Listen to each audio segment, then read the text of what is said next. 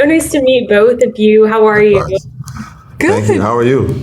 Doing so well. So, Chloe, as someone who has been a fan of yours since Radio Disney and BT. Really? Yes. Yes.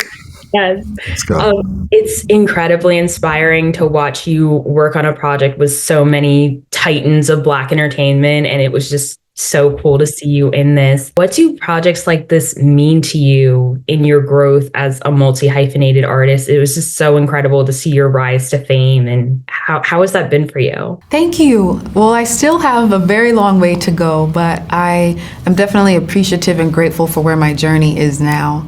And to be a part of something like this, it definitely reminded me that, yes, you are on the right path. And it's almost as if these iconic legends are almost like passing the torch in a way. Absolutely. And knowing that they were gracious enough to let us live in their space and on the screen, it truly meant a lot. And also to tell a phenomenal story that means a lot to our culture that a lot of people aren't aware of. And, you know, I'm an Atlanta native and I wasn't aware of this story. So I'm happy that we get to tell it and tell it authentically. And it's definitely been a really cool ride. Both of your performances were incredible. And Cinqua, this series really explores the narrative of wanting to achieve the American dream and, you know, kind of seeing how to achieve that and what cost that might be. What is something you want our audience to take away from your character, McKinley? Because he goes through so much and it's really just that hustle and everything that is the dominant theme in this. What was that for you? Ooh. Well, I think something that you really said when you in the question was just like the pursuance of the American dream, and I think where we're at now as a culture and as a society is redefining what is that dream, right? And what are the costs of acquiring a dream, and then how do you redefine a dream? And so I think McKinley sets out on one journey, which becomes his dream, and then as we see through the episode, it evolves to a dream of survival. So at what cost? Right. And I think if we look at it internally, I hope that audiences go away, number one, watching all episodes and enjoying the show. And then number two, asking yourself, like, at what cost? Right? Because you don't want to do anything in life that's at the cost of your loved ones, at the cost of your family, at the cost of your humanity. So at what cost? And asking yourself that question to hopefully reach a higher level of like doing it for the right cost is what I hope audiences take away from it. And I hope that he's like a beacon to see choices, because he does things out of survival that lead to directions where he has to ask himself, was it worth the cost? So I hope that they take that away. Wonderful. And we just have a few moments left, but I wanted to know, you talked a little bit earlier about some of these amazing actors that you had the chance to work with. Was there any advice or any, you know, positive moments that came through this experience where you took it with you and can take throughout your career? Oh my gosh, so many. Yeah, several. I think what was eye-opening and reassuring as well is just seeing how grounded and humble these legends are, each and every single one of them, and how they are still students of their craft. And it has taught me that you never have to stop growing and learning. You know, you're never too good for that, to continue to grow. Yes. And also that they are themselves. You know, I think we live in an industry where, you know, we are always trying to be better at redefining self and trying to make sure that we are putting ourselves forward. And then you have all these different infusions that tell you, be this version of yourself, or I like that version of yourself, or be a better version of yourself. But being yourself is enough. And they all showed up as self, right? Taraji shows up as Taraji, Don shows up as Don, Kevin shows up as Kevin, Terrence shows up as Terrence, and Sam shows up as Sam, right? Like Sam is Sam. But to take that away from saying, okay, I can do this thing well, I can do it and succeed, and I can do it, which is naturally me, is the thing that is really important. But like Chloe said, also with humility, they all had it. Right? And you don't have to compromise that. There's no ego, they were just themselves every day and they were giving every day. And I think that's the thing that was the dopest part.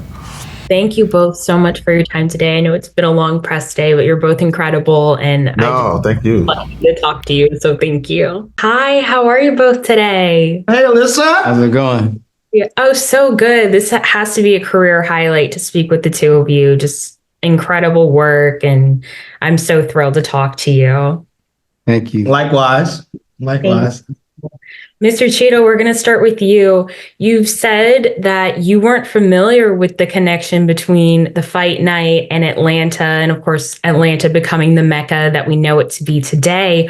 What was the most surprising fact that you learned from the events that took place that night? Just that it actually took place that night and that no one had heard of it. I mean, it's such an epic story and such an incredible event and something that you think would be all over the news, but very fortunate that the researchers did their work and that we had this podcast that Will produced and that we were able to really learn about this, and then just got very involved in investigating this moment in time and these characters and their impact on the city. Life at that time too, it wasn't really as public as it is now. There wasn't any social media, et cetera, et cetera. So even if these events were going down, you never really knew about it. And a fight at that time was the Super Bowl. You know what I mean? It was like the biggest people from everywhere all the time are coming to watch this fight. So the events that took place afterward that Don and Kevin beautifully tell us, awesome. Of course, that's your area of expertise, Dexter, because you had to encounter all of the ins and outs of Muhammad Ali. And, what I was thinking about was, he was both a trailblazer and the target of a lot of scrutiny during his time, which I feel like we forget about because we just think of him as this titan of boxing and athleticism. How did you prepare to navigate these dynamics in your portrayal? Because he's very complex. Yeah, well, it's exactly what you said too, right? Like this time. That's it. I'm not doing an Ali biopic. I'm just telling Ali's story through a podcast that happened at this time. And it was 1970. It was 3 years after military suspension, his first fight in the ring. So I just really wanted to encompass and capture what that Muhammad Ali was. I mean, Michael Mann and Will Smith did a biopic that covered so many stories, and this heist that happened in Atlanta was not one of them. So the fact that I get the chance to live this life through Muhammad Ali's eyes on screen is really awesome. There are a lot of comedic moments between Muhammad Ali and JD, and it's a lot of fun, but I wanted to know, how do you think the comedy in the show really helps us understand the characters and these real life stories better instead of, it's not just for laughs. It really shows their personalities. Well, I haven't seen it, so I'm looking forward to seeing, what it is. I think something that is comical right now is that, I'm out here looking like I worked. No. And this is literally it. The reason it was so amazing is because Don Cheadle is absolutely hysterical. And he's Uncle Don. I mean, he's so smart and so funny, but also so brilliant at his craft that when you just have the opportunity in between scenes, you're already sitting down, talking, cracking jokes, that the camaraderie is already there, right? So when I'm playing somebody like Muhammad, we had a great time. Yeah. And so when I'm playing like Muhammad Ali, somebody who just has the light and the licensing to say whatever he wants, and you're working with somebody like Don Cheadle who's going to say whatever he wants, it kind of leaves room for really great creative brilliance, I think, and comedic timing for sure. Wonderful. It was so great to speak to you both, and thank you so much for your time today. Thank you. So nice meeting you. You too. Hello, how are you both today? Hey, Alyssa. Good to see you. Good to see you both. I'm so excited to talk to you today. This series is such a huge endeavor for the both of you, so I just cannot wait to get into this. So, Will, Atlanta has played a huge role in your career, and I really wanted to know if you saw any parallels between the relentless ambition between the characters in Fight Night and your journey as a producer, because I know there's a lot of similarities.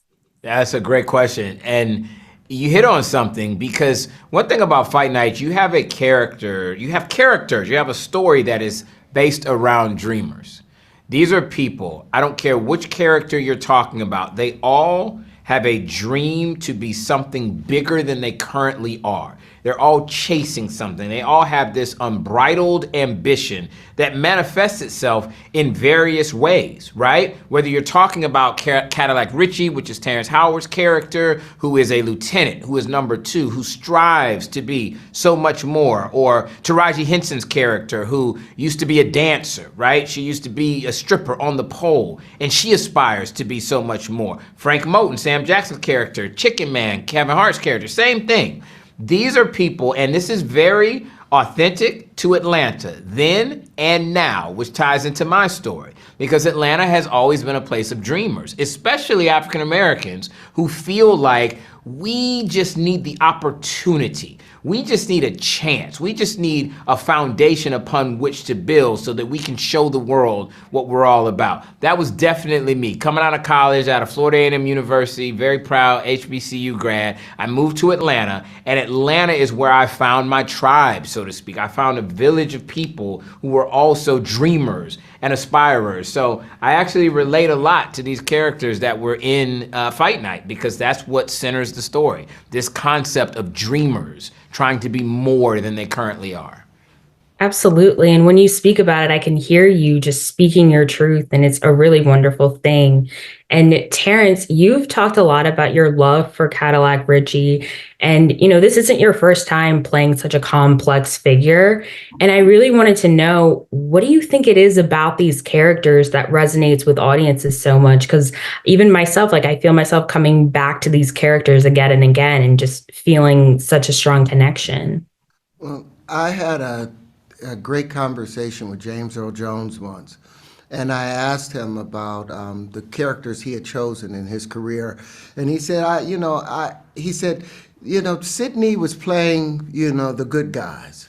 He was playing these other guys. He said, I wanted to play somebody that was complex, somebody that was complicated, someone that was struggling in their life, and doesn't necessarily make it. And if you think back, a lot of his characters, they were always in this seesaw kind of place of emotionality.